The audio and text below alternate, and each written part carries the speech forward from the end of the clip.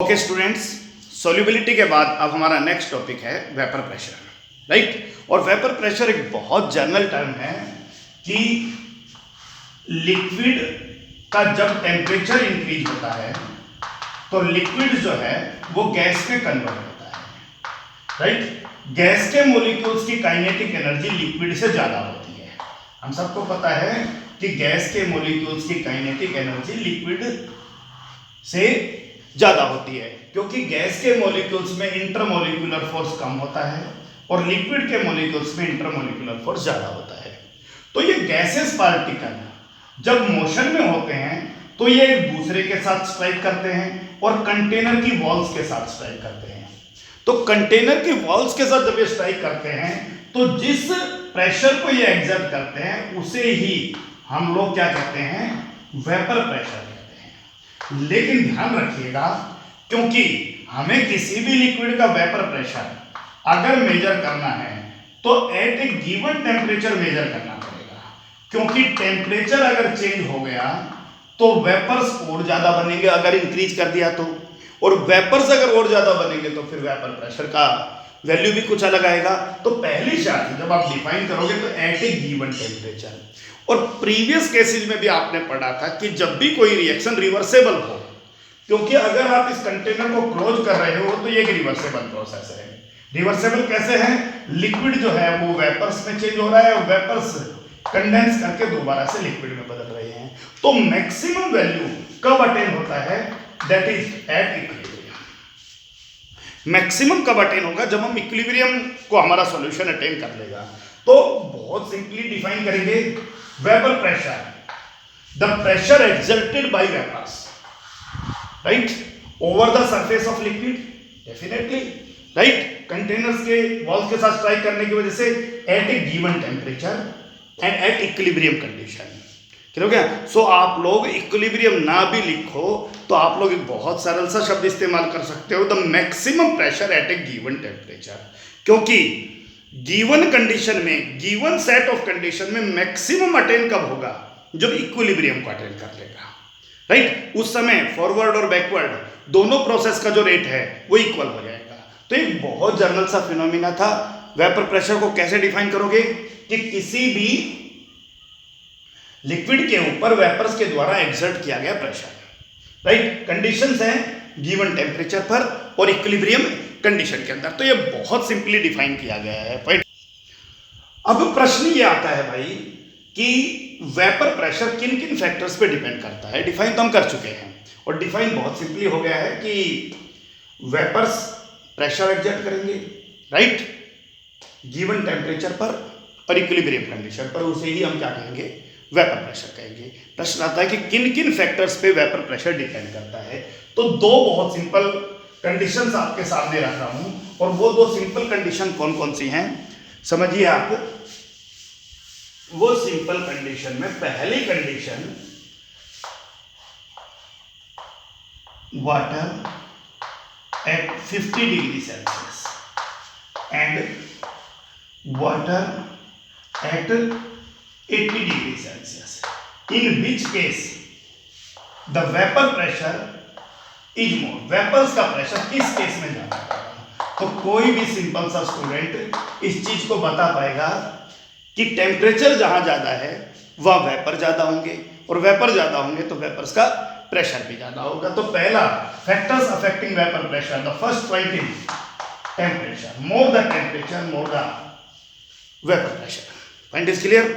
दूसरी कंडीशन, आपके सामने एक सिंपल एग्जांपल लिख रहा हूं मैं, and that is water at room temperature और at any temperature at 25 degree Celsius, क्योंकि वेपर तो वाटर के वेपर्स तो रूम टेम्परेचर पर भी बनते हैं, क्लियर है ये चीज। और यहां पर हमने ले लिया पेट्रोल। पेट्रोल हम सबको पता है मिक्सचर ऑफ हाइड्रोकार्बन है, पेट्रोल में हाइड्रोकार्बन का मिक्सचर है, राइट। अब आप बताइए भाई कि जल्दी पेट्रोल एवोपरेट होगा या वाटर एवोपरेट होगा। ये बहुत कॉमन ऑब्जर्वेशन है, सभी को पता है कि पेट्रोल को अगर हमने थोड़ी देर खुले में रखा तो वो तुरंत ही अपने वेपर्स के फॉर्म में बदल जाएगा।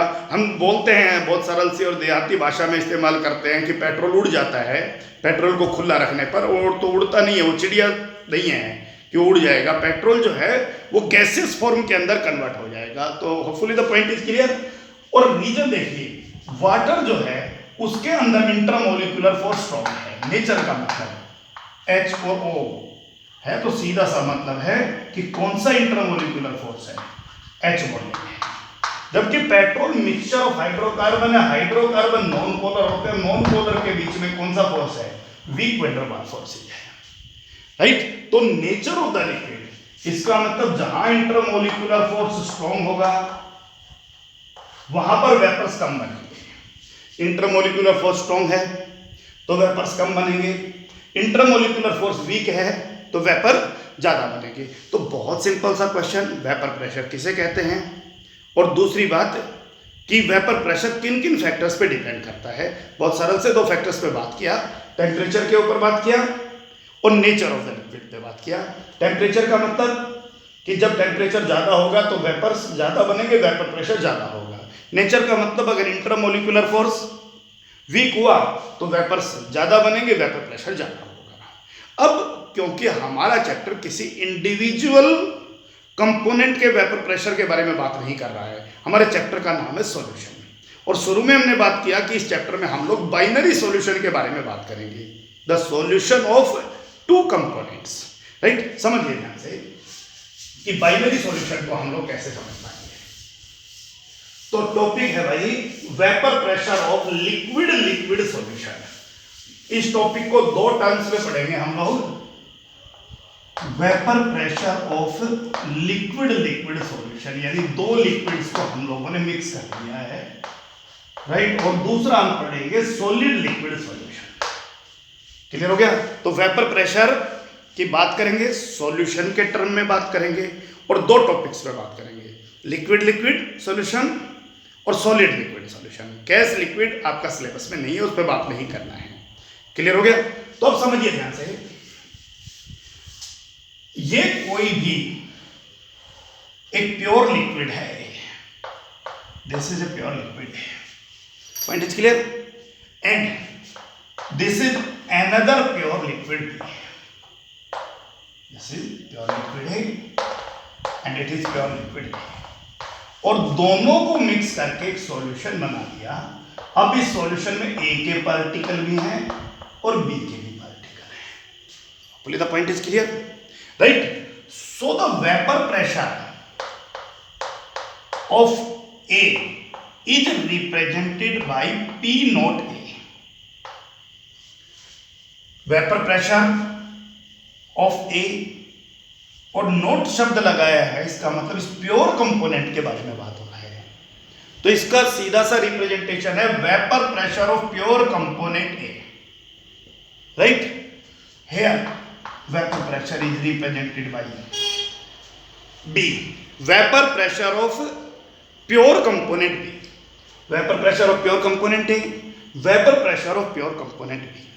सबको पता है दो लिक्विड से मिलके आपका सॉल्यूशन बना है, तो वेपर बनेंगे वो A के भी बनेंगे और किसके बनेंगे, B के भी। तो इसको P नॉट A नहीं लिखेंगे, इसको लिखेंगे PA। PA भी रिप्रेजेंट कर रहा है vapour pressure of component A in solution. P naught A vapour pressure of pure component A, PA vapour pressure of component A in solution, P naught B vapour pressure of pure component B, and PB vapour pressure of component B in solution, right. हम सबको पता है भाई कि जो total pressure है वो इन दोनों कंपोनेंट के प्रेशर के सम के इक्वल है, और ऐसा डाल्टन साहब ने अपने लॉ में कहा था, याद रखिएगा। थोड़ा सा मैं डिटेल में अभी समझाऊंगा भी, Dalton's law of partial pressure, right. और Dalton's law of partial pressure के बारे में हम अलग से भी बात करेंगे। दो नॉन रिएक्टिंग गैसेज को सेम वॉल्यूम में जब रखते हो तो फिर जो टोटल प्रेशर है वो उन दोनों के इंडिविजुअल प्रेशर के सम के इक्वल होता है। तो यहाँ पर ए का वजह से जो वेपर बना वो PA कहलाया, बी की वजह से जो वेपर बना वो PB कहलाया, और P टोटल किसके इक्वल है, PA प्लस PB के। वो हमारा जनरल मानना भी था, क्योंकि टोटल जो प्रेशर है उसमें दो ही चीजों का प्रेशर है, एक की वजह से जो प्रेशर बना और एक बी की वजह से जो प्रेशर बना। Point clear? One question arises, so what is the relationship between PA and P not? Solution में क्या उसका वेपर प्रेशर उतना ही है जितना उसका प्योर कंपोनेंट के फॉर्म में था? सॉल्यूशन में बी का वेपर प्रेशर क्या उतना ही है जितना उस प्योर कंपोनेंट के फॉर्म में था, या फिर उसका प्रेशर उससे कम या ज्यादा है, या उनके बीच में कोई रिलेशन है या नहीं है? सो it is represented bye a simple result and that is PA is equal to P naught AX. This is the relationship between vapor pressure of any component in solution and vapor pressure of that pure component. Right? So we can also write as PB is equal to P naught BX. So again the derivation is vapor pressure of any component in solution is equal to the product of the sign of product of vapor pressure of that pure component and its mole fraction XB mole fraction, and it is written as Raoult's law. Another important law applicable for solutions, that is Raoult's law, and Raoult's suggests that vapor pressure of any component in solution is equal to the product of vapor pressure of that pure component and its mole fraction. बहुत simple है, बहुत useful law है हमारे लिए। आज हम बहुत detail में इसके बारे में बात करेंगे। क्लियर है पॉइंट? सो आपको रिलेशन क्लियर हुआ? इसका सीधा सा मतलब है भाई, ए और बी जब दोनों को डालोगे ना और सॉल्यूशन बनाओगे तो पहली कहानी तो ये है कि आप क्वांटिटी कितना डाल रहे हो। ए कम डाल रहे हो, बी ज्यादा डाल रहे हो, ए ज्यादा डाल रहे हो, बी कम डाल रहे हो, राइट? और क्वांटिटी से ही मोल फ्रैक्शन तय होता है, राइट? तो क्या रिलेशन है भाई कि किसी भी प्योर कंपोनेंट का किसी भी कंपोनेंट का सॉल्यूशन में जो वेपर प्रेशर है वो उस प्योर कंपोनेंट के वेपर प्रेशर और उसके मोल फ्रैक्शन के प्रोडक्ट के इक्वल होता है। That is the Rawls law. अब एक बात हम सबको पता है भाई कि जब हम ये लिखते हैं PA is equal to P naught X, तो बहुत सिंपल सा मामला है। ये है vapour pressure of any component in solution और ये है vapour pressure of that pure component. ये जो वैल्यू है ये फिक्स वैल्यू है एट गिवन टेम्परेचर, क्योंकि प्योर कंपोनेंट है भाई, तो प्योर कंपोनेंट का वेपर प्रेशर तो फिक्स ही है, राइट? गिवन टेम्परेचर के ऊपर जब इसका वेपर प्रेशर आप ऑब्जर्व करोगे तो सीधा सा मतलब है कि इसका वेपर प्रेशर हर बार सेम ही आएगा। तो P नॉट ए एक कांस्टेंट टर्म है। So I write here PA is directly proportional to X. वही बात दूसरे पर भी लागू होती है, PB is directly proportional to X में, because the constant term is P naught A. P naught A given temperature पर कांस्टेंट है, P नॉट भी गिवन टेम्परेचर पर कांस्टेंट है, लेकिन PA और PB दोनों के मोल फ्रैक्शन पर डिपेंड करता है कि किसको ज्यादा डाला गया है और किसको कम डाला गया है। तो आप लोग बहुत अच्छे से इस पॉइंट को समझ लीजिए ताकि आगे के टॉपिक्स भी क्लियर हो पाए। एक बार मैं दोबारा रिपीट कर देता हूं इस जनरल पॉइंट को।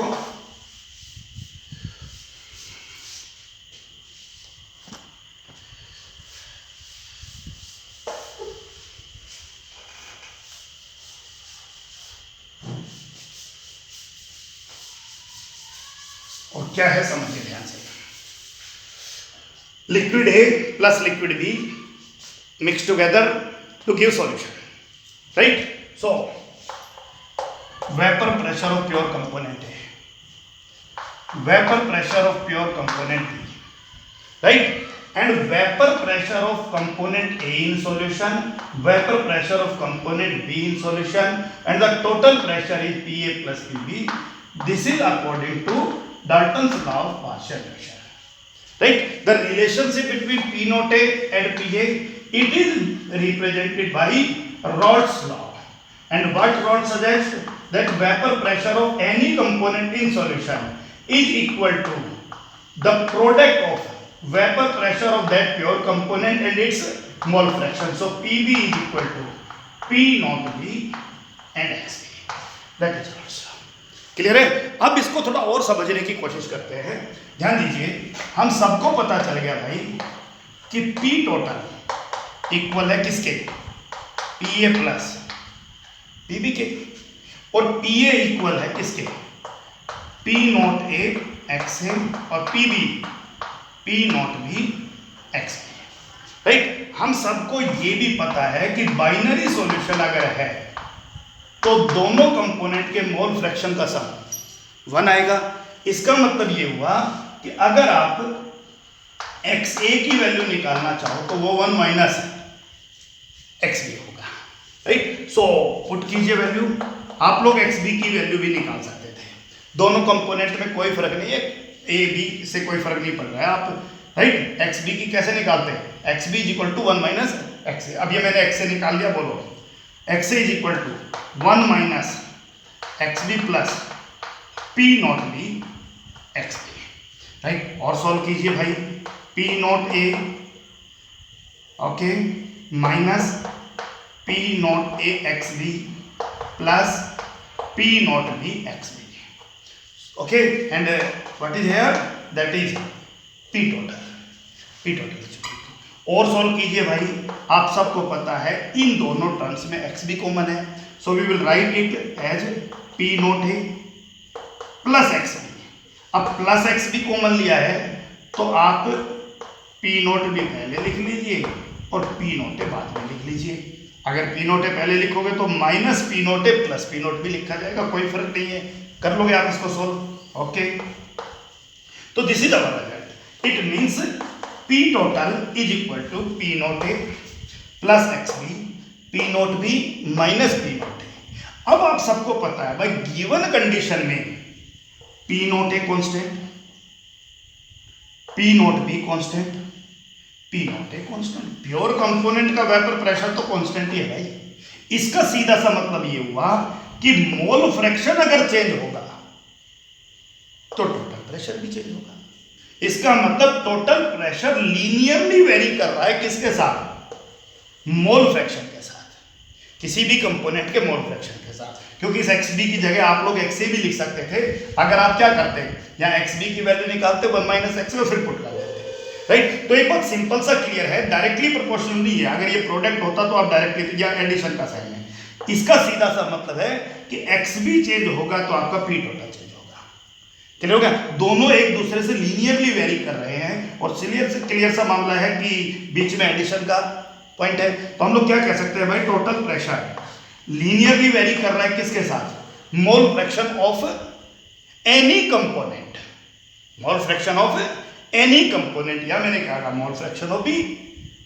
अगर डेरिवेशन चेंज होता तो क्या आ जाता, mole fraction of A. So this is very simple point related to the Raoult's law. Point is clear. सो हम लोग फिर से रिपीट कर सकते हैं इसको. Okay. So again I write PA is equal to P naught A XA, PB is equal to P naught B XB, and it is suggested by Rod's law. Right?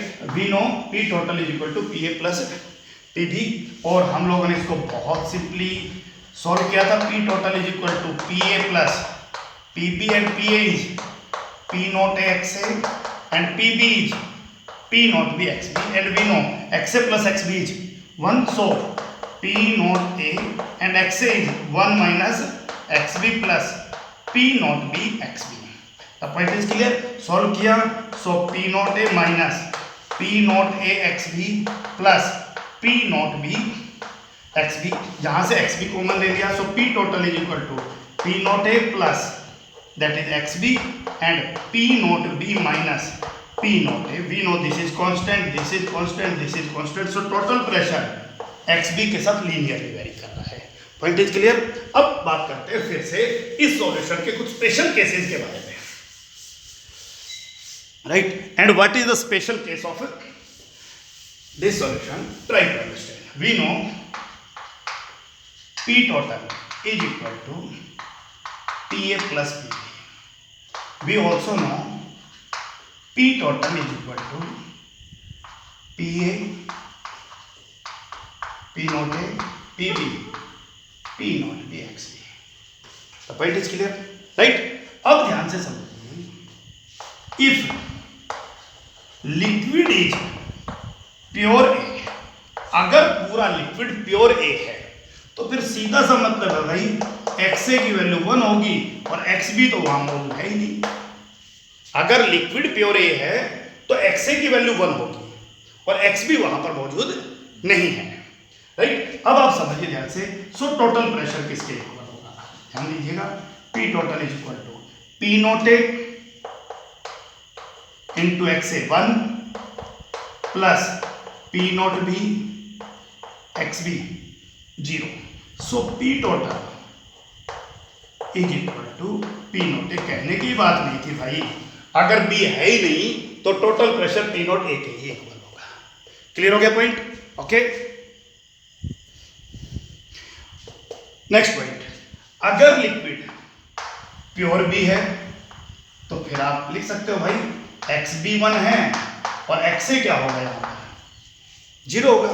सो क्या करोगे भाई बताइए, P total is equal to P not A and that is X A 0 plus P not B and that is 1। So P total is equal to P not B. सबको पता है भाई, अगर liquid pure B है तो फिर ए है ही नहीं, ए है ही नहीं तो टोटल प्रेशर किसके इक्वल होगा, पी नॉट बी के इक्वल होगा। तो ये भी एक बहुत सिंपल रिजल्ट है। किसके हेल्प से हम सॉल्व कर रहे हैं, रॉल्स लॉ के हेल्प से सॉल्व कर रहे हैं। तो हमारा टॉपिक चल रहा है भाई Rawls law of liquid liquid solution, और उसी को हम समझने की कोशिश कर रहे हैं, राइट।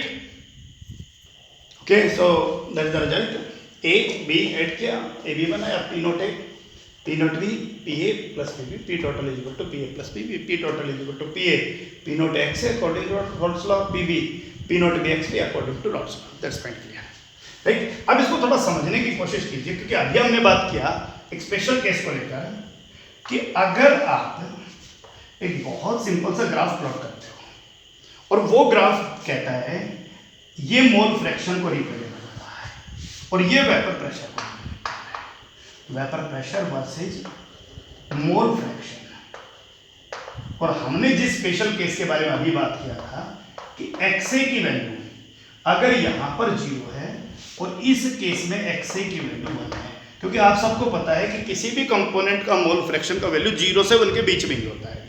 तो क्लियर सा मामला है भाई, जैसे जैसे इधर जाओगे एक्सए की वैल्यू बढ़ती जाएगी और यहां पर पहुंचते ही एक्सए की वैल्यू 1 हो जाएगी, राइट। अब रिजल्ट था हमारा P A is equal to P not A एक्सए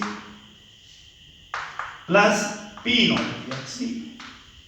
fully clear है, that is P total, right. और पी टोटल में क्योंकि अभी हमने ये कहा कि अगर लिक्विड प्योर ए है तो ये बात है, राइट। इसका मतलब यहां प्योर ए है, मोल fraction of A is clear है, राइट। तो हम इसको बहुत सिंपली रिप्रेजेंट करेंगे और वो रिप्रेजेंटेशन ये है भाई कि P A is equal to P not A X A. जैसे जैसे एक्स ए की वैल्यू बढ़ेगी वैसे वैसे पी ए की वैल्यू बढ़ेगी। सो एक्स ए 0,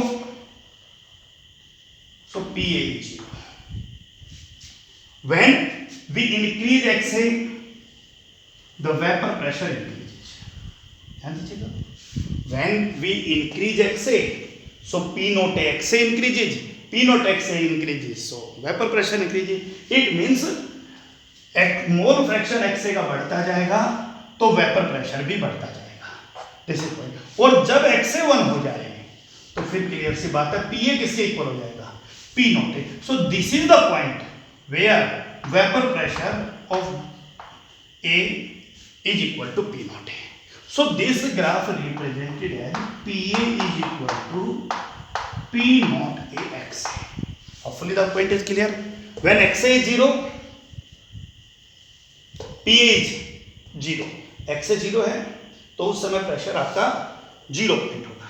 जैसे जैसे XA बढ़ता गया, XA यहां हुआ तो प्रेशर इतना हो गया, एक्स यहां पहुंचा तो प्रेशर इतना हो गया, एक्स मोल फ्रैक्शन इतना हुआ, राइट, समझते जाइए, तो प्रेशर इतना हो गया, एक्स इतना हुआ तो फिर ये इतना हो गया, एक्स यहां पर आ गया बढ़कर तो ये इतना हो गया, और जब एक्स यहां आया तो फिर वेपर प्रेशर किसके इक्वल हो गया, पी नॉट ए के हो गया। क्लियर है। अब इसी ग्राफ को अगर हम लोग पीबी के केस में रिप्रेजेंट करना चाहें, पूरे सॉल्यूशन के केस में रिप्रेजेंट करें, तो समझ लीजिए this is very important graph for you, right. हम सबको पता है सॉल्यूशन के केस में, अभी हमने ए के केस में लिखा था, अगर एक्सए की वैल्यू बात करें, एक्सए की वैल्यू यहाँ 0 है, तो यहाँ पर एक्सए की वैल्यू क्या है, 1 है। और हम सबको पता है कि जब एक्सए की वैल्यू 1 है तो फिर एक्सबी की वैल्यू 0 होगी, राइट। और जब एक्सए की वैल्यू 0 है तो फिर एक्सबी की वैल्यू 1 होगी। इसका मतलब ये वो पॉइंट है जहां एक्सए की वैल्यू 1 है, यहां पर मौजूद, और ये वो पॉइंट है जहां एक्सबी की वैल्यू 1 है, राइट। अब ग्राफ का सीधा सा मामला भाई कि ये ग्राफ रिप्रेजेंट कर रहा है किसको, P A is equal to P not A, अभी तो बनाया था कि एक्सए 0 है, जैसे जैसे एक्सए बढ़ेगा वेपर प्रेशर बढ़ता जाएगा, एक्सए बढ़ता जाएगा एक्सए, राइट। और एक्सए जैसे ही 1 हुआ वैसे ही पी ए किसके इक्वल हो गया, P not A X A, so it is P not A, right. अब चलिए एक्सबी के केस में, एक्सबी के केस में ये ग्राफ यूं बनेगा, ठीक है। इसको आप दूसरे किसी पेन से यूज कर लीजिए। ये एक्सबी के केस में ये ऊपर नीचे भी बन सकते हैं, बराबर भी बन सकते हैं, तो डिपेंड करेगा कि ए क्या है और बी क्या है, किन दो लिक्विड्स को आप लोग मिलाने वाले हो। तो इससे कोई नहीं है कि सर ये नीचे क्यों बना दिया, ये इससे कंफ्यूज नहीं होना, वो डिपेंड करेगा। ये ए नीचे बन सकता है, ये ऊपर बन सकता है, ये नीचे बन सकता था, ये ऊपर बराबर भी बन सकते थे, वो अलग मामला है, वो लिक्विड्स के नेचर पर डिपेंड करेगा। So this is PB equal to, अरे भाई ग्राफ अभी इस डायरेक्शन में बन गया। हम सबको पता है भाई एक्सबी 0 है तो पीबी भी 0 है, जैसे ही एक्सबी बढ़ा पीबी बढ़ा, ये देखिए यहाँ एक्सबी बढ़ा पीबी, इस ग्राफ को भूल जाइए जो पहले बनाया था, एक्सबी बढ़ता जा रहा है पीबी बढ़ता जा रहा है, एक्सबी बढ़ता जा रहा है पीबी बढ़ता जा रहा है, एक्सबी बढ़ता जा रहा है पीबी बढ़, जैसे ही एक्सबी 1 हुआ PB is equal to P not B, clear point. और ये दोनों का रिजल्टेंट, दोनों के मेन पॉइंट्स को मिलाइए, that is P total which is equal to P A plus P B, P A plus P B P not A X A plus P not B X B, और बिल्कुल वही मामला है। आ जाइए यहाँ पर एक्स ए 0 और एक्स बी 1, एक्स ए 0 और एक्स बी 1, एक्स ए 0 तो ये 0, एक्स बी 1 तो ये P not B, P total किसके बराबर आ गया, पी नॉट बी के बराबर आ गया। इस पॉइंट पे आ जाइए, x A 1 x B 0, x A 1 x B 0, ये पूरा 0 हो गया, ये 1 होते ही ये पी नॉट है, पी टोटल पी नॉट के बराबर है। तो इस कंडीशन में पी टोटल पी नॉट के बराबर है, इस कंडीशन में पी टोटल पी नॉट के बराबर। तो बहुत सिंपल सा डेरिवेशन, आगे भी हम इसके बारे में बात करेंगे। पॉइंट क्लियर है, आगे मूव करते हैं। हमारा जो नेक्स्ट पॉइंट है दैट इज रॉड्स लॉ और हेनरीज लॉ के बीच में हल्का सा एक छोटा सा पॉइंट पे बात करते हैं रिलेशन के बारे में, कि आखिर रॉड्स लॉ और हेनरीज लॉ क्या रिलेट कर सकते हैं। पहली चीज, Henry's law gases and liquid के लिए काम कर रहा है, क्लियर हो गया, और रॉड्स लॉ किसी भी सॉल्यूशन पे काम करता है, ये बात हमें पता होना चाहिए। हेनरीज लॉ का एप्लीकेशन सिर्फ गैस इन लिक्विड के केस में था, राइट। तो आपका रॉड्स लॉ कह रहा है P A is equal to P nought X, और हेनरीज लॉ कह रहा था P is equal to K H into X. याद कीजिए आप अपना प्रीवियस नॉलेज। इसका मतलब अगर किसी सॉल्यूशन के लिए के एच की वैल्यू किसके इक्वल हो जाए, पी नॉट ए के इक्वल हो जाए, ये तो बराबर है, ये बराबर है। इसका मतलब रॉड्स लॉ और हेनरीज लॉ एक ही चीज हो गई। तो हम कहेंगे भाई रॉड्स लॉ हेनरीज लॉ के स्पेशल केस की तरह काम करेगा। कब, जब किसी सॉल्यूशन के लिए KH की वैल्यू P नोट A के इक्वल हो जाए तो रॉड्स लॉ हेनरीज लॉ के एक स्पेशल केस की तरह काम करेगा। Point is clear. कब काम करेगा रॉड्स लॉ हेनरीज लॉ की तरह, जब P नोट A और KH इक्वल हो गया। तो आपको पता है ये तो प्रेशर ही है, ये मोल फ्रैक्शन ही है, तो दोनों इक्वल हो जाएंगे सेंटर के अंदर। तो एक बहुत जनरल सा पॉइंट था। अब आगे मूव करते हैं। तो अभी हम लोग बात कर रहे थे लिक्विड लिक्विड सॉल्यूशंस के बारे में।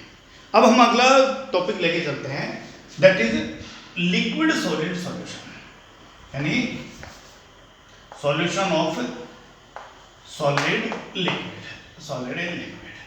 और ध्यान दीजिएगा, हम जिस सॉलिड को लेकर चलेंगे वो सॉलिड नॉन वोलेटाइल सॉलिड, यानी हर किसी सॉल्यूट को लेकर नहीं चलेंगे। किस सॉल्यूट को लेकर चलेंगे? Non volatile solute. Non volatile solute, non volatile, volatile शब्द जिस जो इजीली इवोपरेट हो जाए, राइट, जो इजीली जिसके क्या बन जाए? वेपर बन जाए। नॉन वोलेटाइल जिसके इजीली वेपर ना बने। Point is clear? जैसे एक छोटा सा एग्जांपल है कि वाटर लिया और इस वाटर के अंदर हमने क्या ऐड कर दिया? शुगर। अब यहां पर शुगर जो है वो सॉल्यूट है और वाटर सॉल्वेंट है। किसी को कोई डाउट?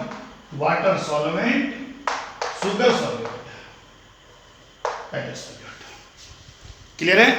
अब मामला ये आता है भाई कि जो सॉल्यूट है ना, जब वेपर बनेगा, सबको पता है वाटर का वेपर बनेगा। मीठे पानी को गर्म कीजिए, गर्म करते जाइए करते जाइए करते जाइए, जितना भी वेपर बनेगा वो सारा किसका बनेगा? वाटर का ही बनेगा। शुगर का वेपर नहीं बनेगा। जब तक सॉल्यूशन मौजूद है तब तक आपका सॉल्वेंट एवोपरेट होगा। तो हम यहां शुगर को क्या कह रहे हैं? नॉन वोलेटाइल सॉल्यूट कह रहे हैं। Point is clear? ओके, तो समझिए ध्यान से, ये कोई भी एक सॉल्वेंट है, right, and that is A.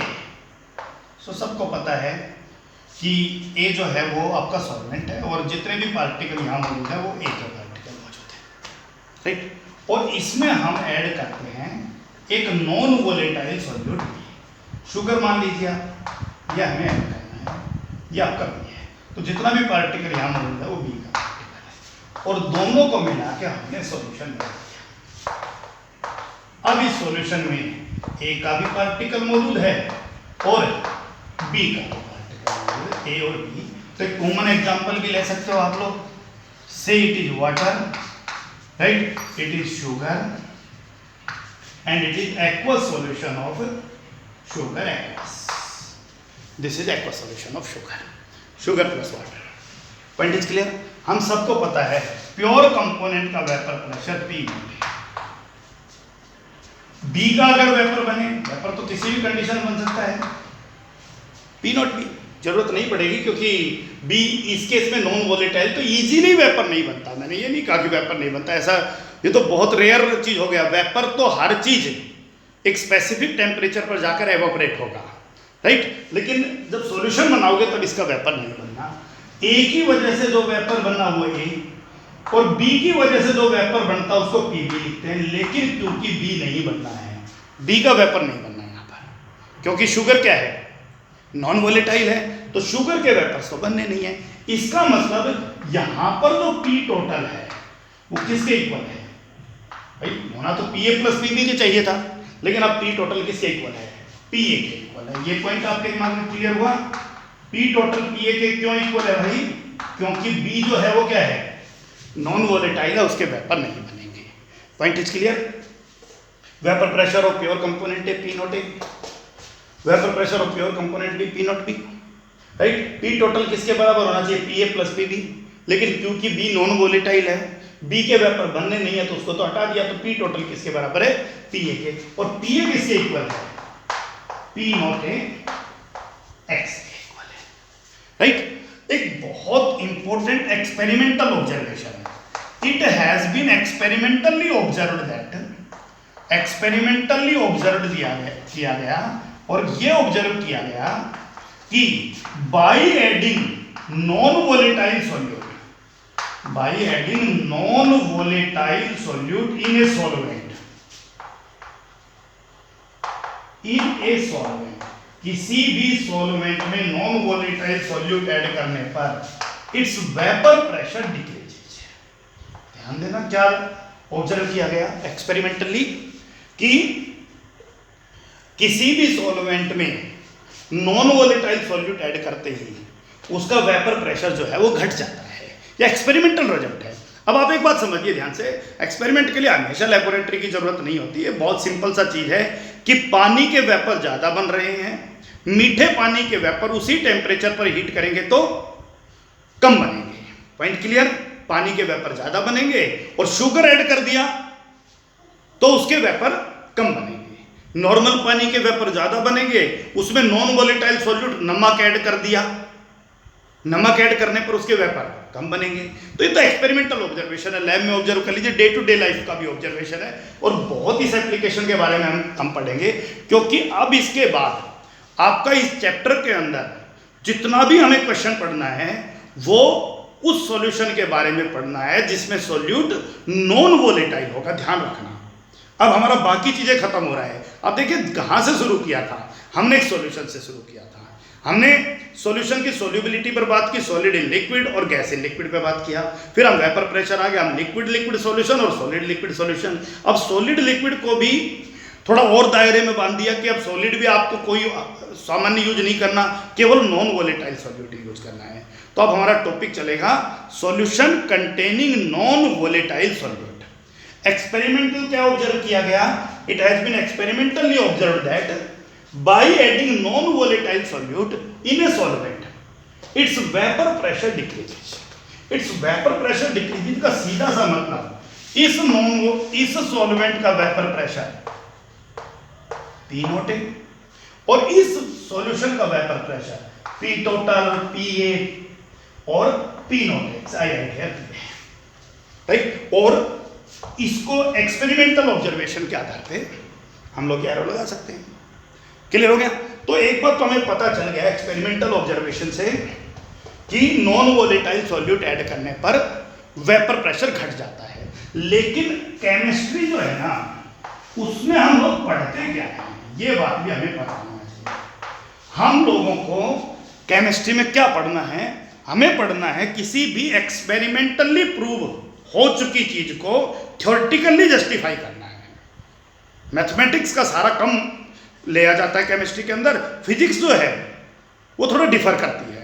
Physics में क्या है, किसी एक्सपेरिमेंटली प्रूव हो चुकी चीज को मैथमेटिकली जस्टिफाई किया जा रहा है, और केमिस्ट्री उसको कैसे जस्टिफाई करता है? ज्यादा थ्योरेटिकली जस्टिफाई करता है। तो प्रश्न ये आया भाई, थ्योरेटिकल एक्सप्लेनेशन क्या करता है? प्रश्न तुमसे पूछा जाएगा भाई कि भाई addition of non volatile solute decreases vapour pressure in a solvent. किसी सॉल्वेंट में नॉन वोलेटाइल सॉल्यूट ऐड करने पर वेपर प्रेशर क्यों घट गया? पॉइंट क्लियर है? तो अब बात आता है कि क्यों घट गया, इसको थोड़ा समझने की कोशिश कीजिए कि यहां पर जितना भी वेपर था वो सब ए का वेपर था, लेकिन यहां पर वेपर ए का भी है और बी का भी है। Point clear? एक मिनट।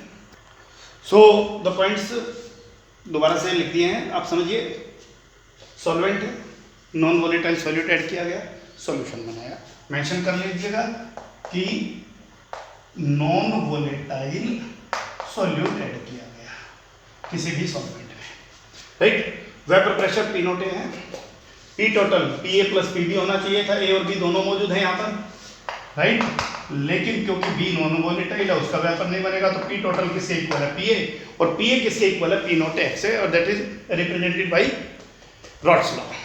क्लियर है? और एक्सपेरिमेंटल ऑब्जर्वेशन था कि P नोट A ज्यादा है किससे? PS से। और ये किसने सजेस्ट किया? ये सजेस्ट किया भाई एक्सपेरिमेंटल ऑब्जर्वेशंस के द्वारा, राइट। अब प्रश्न आता है कि ऐसा क्यों हुआ?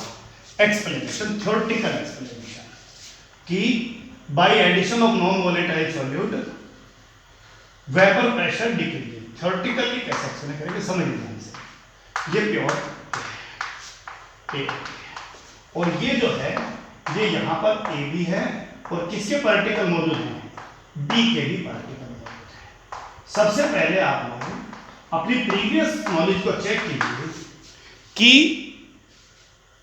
अगर आप इसको हीट करोगे तो कौन से पार्टिकल के वेपर पहले बनेंगे? एवोपरेशन और वेपराइजेशन एक सरफेस फिनोमेना है, ध्यान रखना, राइट। सरफेस का पार्टिकल लेस फोर्स से बाउंड है, जबकि बल्क का पार्टिकल चारों तरफ की फोर्स से बाउंड है। तो सबसे पहले वेपर बनते हैं सरफेस के पार्टिकल के, राइट। और बॉइलिंग के बारे में अगर बात करें, बॉयल कौन सा होगा? तो आप सबको पता है कि जैसे जैसे हीट करते जाओगे टेम्परेचर सबका कंटिन्यूअसली इंक्रीज होगा, सभी एक साथ ही 100 डिग्री को अटेन करेंगे। तो ये भी आपको पता होना चाहिए कि बॉइलिंग जो है वो एक बल्क फिनोमेना है, जबकि एवोपरेशन और वेपराइजेशन एक सरफेस फिनोमेना है। तो क्लियर सा मामला है भाई कि यहां पर इन सभी पार्टिकल का वेपर बनना है, राइट। लेकिन नॉन वोलेटाइल सॉल्यूट ऐड करने पर सीधा सा मामला है, यहां पर भी इन पार्टिकल का वेपर सबसे पहले बनना है। लेकिन अब इस केस में कुछ नॉन वोलेटाइल सॉल्यूट भी सरफेस पर आ गए। इसका मतलब उन पार्टिकल की संख्या अब कम हो गई जिनके वेपर बनने थे। यहां पर उन सब पार्टिकल की संख्या ज्यादा है जिनके वेपर बनने थे, क्योंकि सबके वेपर बनने हैं। यहां पर उन पार्टिकल की संख्या कम है जिनके वेपर बनने थे, क्योंकि बीच बीच में सरफेस पर कौन से पार्टिकल आ गए? नॉन वोलेटाइल सॉल्यूट के पार्टिकल आ गए। और एवोपरेशन एक सरफेस फिनोमिना है, सबसे पहले वेपर किसके बनेंगे? सरफेस के पार्टिकल के बनेंगे। तो सीधा सा मतलब ये हुआ कि जब सरफेस पर नॉन वोलेटाइल सॉल्यूट के पार्टिकल बढ़ने लगते हैं तो सरफेस पर मौजूद पार्टिकल्स का वेपर्स का में बदलना कम होने लगता है। Point clear? क्वेश्चन क्या पूछा गया कि नॉन वोलेटाइल सॉल्यूट ऐड करने पर बॉइलिंग पॉइंट जो है, sorry non volatile solute add करने वेपर प्रेशर जो है वो क्यों डिक्रीज हुआ? क्योंकि इवोपरेशन और वेपराइजेशन एक सरफेस फिनोमिना है। नॉन वोलेटाइल सॉल्यूट ऐड करने पर सरफेस पर वो पार्टिकल भी आ गए जिनके वेपर नहीं बनने हैं। इसका मतलब सरफेस पर उन पार्टिकल का नंबर कम हो गया जिनके वेपर बनने हैं। तो जब उन पार्टिकल का नंबर ही कम हो गया तो उसका वेपर भी कम बनेगा, और वेपर कम बनेगा तो वेपर प्रेशर भी कम होगा। पॉइंट क्लियर है? सो आपसे थ्योरेटिकली पूछा जाएगा कि explain that by adding non volatile solute the vapour pressure of A solution decreases. Vapour pressure क्यों डिक्रीज हुआ? Point clear? इसको मैथमेटिकली अब हम सबको पता चल गया कि डिक्रीज हुआ, नॉन वोलेटाइल सॉल्यूट ऐड किया और वेपर प्रेशर घटा। अब वेपर प्रेशर कितना घटा? That is written as lowering in vapour pressure. कितना घटा? तो भाई ज्यादा में से कम घटा दीजिए, P note A minus P A. भाई कितना घटा? How much decrease, how much lowering takes place. Solve कीजिए इसको, पी नोट ए और P A is written as P note A X A. और सॉल्व कीजिए, पी नोट ए कॉमन ले लीजिए, so 1 minus X A, P note A और 1 minus X A that is X B.